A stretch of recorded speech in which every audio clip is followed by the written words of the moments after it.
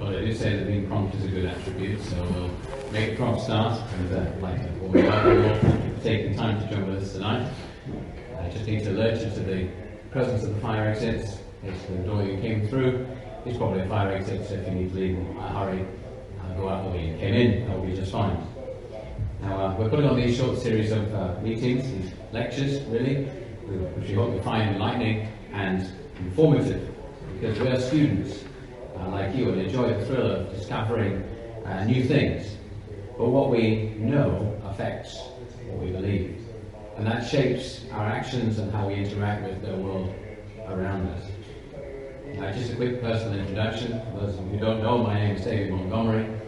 I was actually born in Trinidad in the Caribbean, came over to the UK for education, and that eventually brought me into the Coventry area where I still am today. I'm a chartered engineer, and if I was spending time, I could put a DR in front of my name thanks to many years of study at Coventry University. But that's enough about me. So we're doing these free lectures over the coming week, Monday through Friday. We were here last night. Thank you for your attendance. And we're looking to answer hard questions. Really what we're looking to do is look at what the evidence is around us and see how it tells us about where we came from. If you have a mobile phone, please switch it to silent, and that would be really appreciated. And if you have any questions, we have some question sheets at the front. You're very welcome to ask away. We'll be happy to see if we can help you with that. As I do each of these, I'll try and start off with a little bit of a fun fact which people may not necessarily know. Now that time that you have presented up on the screen, you might think to yourself, well, that's not quite a day. Well, in fact, it is a day, because that is the time it takes for the Earth to revolve around its axis once.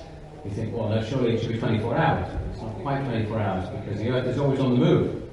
So in fact, the time it takes for the Earth to rotate is about 4 minutes shorter than a 24-hour period. So those of you hoping for a 25-hour day, just to squeeze in that little bit of extra things that you need to do, in fact, the evidence is actually pointing the other way. Now, the other fact is, we don't know why such a rotational period is present on our planet, where we live. It's evident from other planets that they have very different rotational periods, and the one we have is actually totally compatible with a steady temperature on the surface, in this critical zone in which we live that is necessary, absolutely essential for the presence of life like you and I. And we've spent decades scanning the stars for clues to our origins, and we've learned some very interesting things along the way. One of the things we do know is that our solar system is very well behaved. Every time there is a solar or lunar eclipse, we can predict it with surprising accuracy, exactly when and where it's going to take place. And we can only do that because of the laws that define the order of our universe. And the planets follow those strictly defined paths, which are incredibly reliable. There's more. The Earth actually doesn't rotate around the Sun in a perfect circle. It follows a slightly elliptical path, but it only changes its distance a mere 5 million kilometers during a year. You think that's a long distance. You know, if anybody had a car that had that so much, I'd be very impressed. But actually, it's only equates to about 3%, and that contributes a little bit to our seasons. But that variation is very, very small. And also, when we think about the intensity of the sun, we might think it's hotter one day or the next, but actually the intensity of the output of the sun that hits planet Earth only varies by 4 watts per meter squared, or 0.3%. So it's a tiny, tiny fraction of yours. And really what that tells us is that, are we glad? Because our existence literally depends on the sun being stable and being there on a day-to-day basis. We might not see it every day, but it's there. It's doing its job, and it's keeping the planet going. It is the engine that our planet needs to keep it alive. And science helps us to understand something of the precision and the stability of our habitat, but really it fails to answer the deeper questions, and the searching questions, really, why? Why is it so? Why is it so good for us? So tonight I want to think about how the planet Earth is uniquely positioned for life. In our last lecture we considered the fact that the universe had a beginning. And tonight we want to think about the fact that there is evidence that the planet is pretty special and why it's so. Now, for it to have a beginning, it needed to have a cause. And that's really where we thought about last time. We thought it must have had a cause for it to have a start. Now, there are lots of great scientists and explorers that are showing us details of what things are on the planet, things that we never knew before. And it's truly fascinating to see how much we're learning from these new discoveries. But what do they tell us? Well, everywhere we look on the Earth's surface, all over the ground, when we go into the seas, and even when we look up into the skies, we find that there is an abundance of life. Even glacial meltwaters, even in the arid desert, there's life everywhere. Sometimes it's not life like we're expecting it, but it's life nonetheless. Recent deep water explorations finding animals, they're definitely animals, but they seem to defy classification. They're certainly living, but you're not quite sure where to put them. So all around us, there is an abundance of life. What about outside the Earth? Astronomers have probed the depths of our solar system and searched for Earth-like planets and other galaxies with a burning desire to find life elsewhere, any life. But what have they found so far? Actually nothing. Now that seems a little bit binary, doesn't it? The Earth has life, it has life everywhere, but everywhere else, no life. Now no one person can say that there is no life anywhere else without having the knowledge of all things. But what we can say is that all the evidence we have so far, and there's lots of it, points to Earth being the only place with life. We went to the moon. It was the 50th anniversary of that momentous journey recently. We brought back lunar rocks and we brought back dust, but no life. We flew a car, amazing really, amazing piece of engineering, all the way to Mars to drive it around and to drill into the surface to see if they could find any evidence of life. So far, nothing. Nothing that even resembles life has materialized. Now that doesn't mean we stop looking. We surely carry on the hunt. But let's stop and think for a moment about what we do know. The planet on which we're standing is literally teeming with life. In fact, sitting there right now, we may be unwittingly the home of trillions of bacteria and microorganisms, any of which, if we had discovered on Mars, we would have screamed, "Look, there's life!" Even though you washed yourself this week, they're still there. That life is literally pouring off you as you move about. So thank you for that. And just remember to cover your mouth the next time you sneeze. Now, there's something uniquely special about our planet. And we all want to know why. Why does our solar system have only one sun? Many others we've discovered have got others. Why do we have an oxidizing atmosphere? Very rare. Why do we have a magnetic field that protects us from the sun's electromagnetic radiation? Why do we only have one moon? Again, many of the satellite planets in our solar system have multiple moons. We only have one. And that controls the tides and keeps our oceans pulsating with movement rather than becoming stagnant. Why do we have so much liquid water on the surface? Why is the axis of the Earth at 23.5 degrees to give us the seasons of summer through to winter? There are too many things. There are complete systems that appear on Earth to support life on Earth. This idea was actually given the term the anthropic principle. Scientists agree it's what appears to be the case, that the Earth is the perfect place for life, and if you mess with any of the constants, even just a little bit, all hope for life is gone. That speaks of something much greater than a cosmic accident. The Earth is finely tuned as an environment perfectly adapted to support life on it. So, who did all this? If, when we had sent our Mars rover to the red planet, we found something like what we've got on the screen at the moment, a biodome on the surface, what would we have thought? What if the biodome was heated to 20 degrees centigrade and had humidity of about 50% and had an oxygen-nitrogen air mix of 20% to 80%?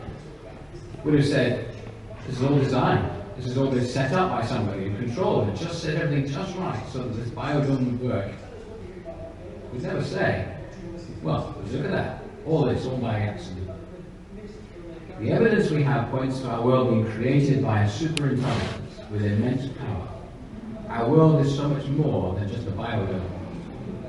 Tonight we want to consider with you the evidence that points to a creator-designer. And if that's the case, is it possible to know anything about that creator? The creator, of course, must be bigger than the universe to have created the universe. We considered the implications of that in our last lecture. The evidence tonight points to the creator's interest in preserving life on this planet and on this solar system. When the astronauts were traveling to the moon, they looked back. They looked back at planet Earth, their home, and they were able to see the Earth suspended in space, just like the image we've got on the screen at the moment. Now, whilst this was a beautiful sight, which provoked awe in those that saw just the photograph that followed, we notice they saw things just as the Bible says. In Job 26, verse 7, it says, "He stretcheth out the north over the empty place, and hangeth the earth upon nothing." So 50 years ago they looked back and saw the earth was in fact hanging upon nothing. Now there is a myth that many people in antiquity and recent centuries in the past actually believed the earth was flat. And those great explorers that circumnavigated the globe proved that in fact it was round. That isn't really true. In fact, educated people from Aristotle onwards believed in a round planet. And this, along with evidence that we have before us, is in perfect harmony with what the Bible says. Again, Isaiah chapter 40, verse 22, 700 years or so before Christ, says, "He that sitteth upon the circle of the earth." They knew that the earth was round. And again we have these descriptions that the Bible brings of things on the planet confirmed true by the scientific evidence that we found. Now I understand, as a bit of a scientist myself, that science is always a process of learning, gathering more information, always seeking to find out more. But the information that we do have fits exceptionally well with what the Bible says. It tells us about the hydrological cycle, it tells us even about the wind and the circuits that it takes in the atmosphere. Couldn't really get there very easily. But Ecclesiastes 1 verse 6 says, "The wind goeth towards the south, and turneth about unto the north, and it whirleth about continually, and the wind returneth again according to its circuits." How could all of these things be known? Many, many years before they were scientifically understood and analysed and assessed. Or could it be that the Creator's given us an operational manual to life on planet Earth? I don't know if you're a bit like me, but I don't know what you do with manuals, but normally we ignore them. We think that we know better. We think we can figure things out for ourselves. Really, that's the last thing we do, is return to the manual, because somehow that admits defeat. We've not been clever enough to work it out for ourselves. We have to rely upon the manual. Well, I can suggest it's not really a very good idea for flat pack furniture, and it's really not a good idea trying to figure out where we came from. But thankfully there are people who do read manuals. Somebody had to write them after all. And there are people who read the Bible from cover to cover many times. They love it because of all the truth that they can find inside it. They might not know everything, but they know where to find the answers to life's biggest questions. And in a few minutes' time we're going to hear a little bit more about some of those. Like, should we trust the Bible? Well, for those of you that were here yesterday, I showed you my birth certificate, and this is the original. And if I held up next to it a copy, it doesn't look very similar at all. In fact, if you looked at them, you'd think, well, they don't look the same. But the evidence, if you look at it a bit more carefully, you look at the information that's on them, we find that they say the same things. The same things about me, the times, the dates, the peoples, the addresses, all the things that are important are all the same. And tonight I can tell you that we have an abundance of ancient copies of portions of the Bible that we can use to check and to challenge its accuracy. For the New Testament alone, we have over 5,800 complete or fragmented Greek manuscripts, 10,000 Latin ones, 9,300 manuscripts in various other languages such as Syriac, Slavic, Gothic, Ethiopic, and Coptic, and Armenian. And the resounding verdict of many that have searched these things out is that we can trust the Bible as being accurate. So if the creation shows us that there must have been a creator, the Bible presents to us that the authors were inspired in some way to record things that they had no way of proving. And these have been shown to be correct. Therefore, we should be willing to consider everything else it says. By the way, it would be polite to listen to what somebody else says. Being open-minded is being willing to hear somebody else's point of view and being willing to change your view if what is presented better fits with the evidence presented to you. Tonight we're here because we want to present to you that the earth had a beginning from the hand of an almighty God. But that same God has been willing to step into his creation and reveal himself to humanity. We would have a lot of information about the Creator if we only considered the world around us. It would be significant, but it wouldn't be enough. It would be like trying to get to know somebody by looking around their bedroom and not bothering to talk to the person, picking up their possessions and having a look at them, seeing what books they read, seeing what films they had, looking at the posters on the wall, seeing how tidy things were. We can look at the creation and we can get a pretty good idea of the God behind it. But it would be far better to talk to him. And imagine trying to know a future potential partner in life by just looking around their bedroom. It wouldn't be a very effective way. Talking would be much better. And that's what we can do with God, because that's what God's done for us. Not only through his revealed word in the Bible, but also through his revealed Son. God the Son has come to this earth to show us exactly what God is really like. Now, folks sometimes fall over at this point because we have the idea that's presented in the Bible of God the Father, God the Son, and God the Holy Spirit, also known as the Trinity. But that's what the Bible teaches about God. One God, yet three persons. It was mentioned last night, and I'll reinforce it again tonight. And perhaps our human minds really struggle to grasp that. But our minds should also struggle to grasp how on earth God was able to create the universe out of nothing. Throw the stars into space without so much as even breaking into a sweat. Yes, tonight we want to tell you about a different sweat as well. The sweat that the man Christ Jesus a sweat when he came into this world to die for the sins of the world. The Bible does tell us that Jesus sweat great drops of blood down to the ground. That was when the really hard work came in. We're going to hear about that in a minute.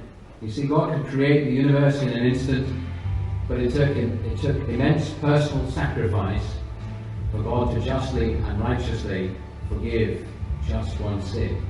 We heard of that last night as well.